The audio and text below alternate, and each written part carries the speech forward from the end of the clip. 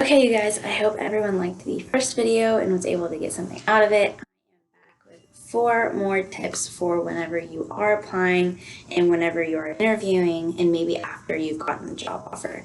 So my very first tip number 1 is network effectively. And I cannot tell you how many times I have failed at networking. There's so many career fairs and networking events that I've been to where nothing came out of it. And a lot of people get very discouraged at career fairs and networking events, saying they're pointless, they're a waste of time, but they are not if you know how to network the correct way. And I've had to learn the hard way.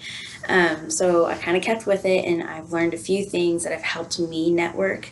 And what I have found is that networking is not just about talking about a job opportunity and the professional world. It is a lot more effective whenever it is personal. So ask personal details about the person you are networking with, and it'll lighten up the mood, it'll make the conversation smoother. That's just a huge thing I found with networking. Another 2 big things is always remember or repeat their name. That's been a big thing just for me. I love when people remember my name. It makes me feel special. It makes me feel memorable.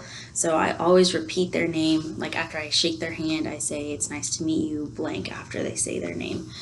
And then number 2 is eye contact and facial expressions. Your face and your body language is huge. If you are just staring at them robotically because you're so nervous, the conversation will fall flat. If you are reacting to what they're saying with facial expressions, it will go a lot more smoothly. That's just kind of how I found, and that's just kind of practice and getting over the nerves. So that's tip number 1, is network effectively. Tip number 2 is learn to market yourself. A lot of people have a hard time filling up a resume when they have limited work experience, but everything that you do prepares you for a job in the future. So you can find skills and abilities and knowledge in everyday things or organizations that you've been in or stuff like that you can put on a resume, but it's how you put it on a resume and how you market yourself. So I'm going to give you a responsibility that's made up, that can be put on a resume in a okay way, a good way, and a great way. And the okay way is saying, just listing under extracurricular activities that I was a fundraising chair for X organization. That's an okay way. A good way to say that is to say, I have experience coordinating people in an organization to raise money. That's a good way.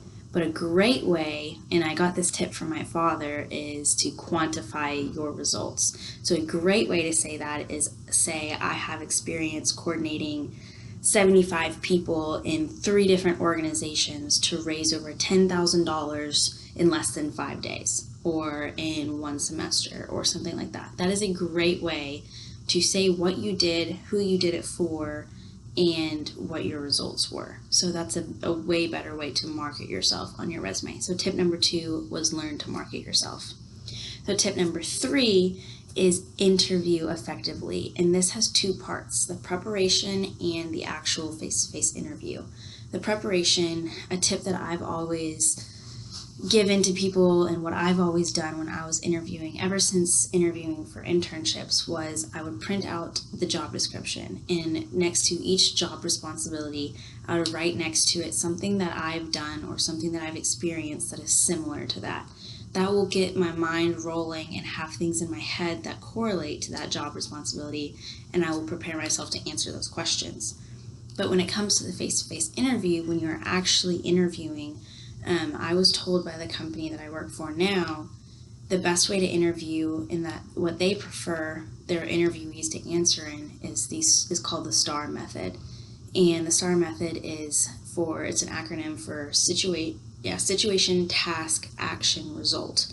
So whenever you're asked a question, say, why are you good for this job? Or we have this certain job responsibility, how would you be able to do that?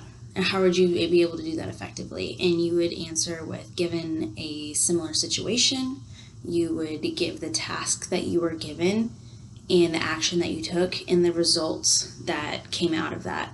And that is a much better way to tell the interviewer exactly what you are capable of, instead of just saying, oh, I'm good for it because I'm organized, or I'm good for it because I am motivated, that it's just a more effective way. And then lastly, tip number 4 is to network after you've been given the job.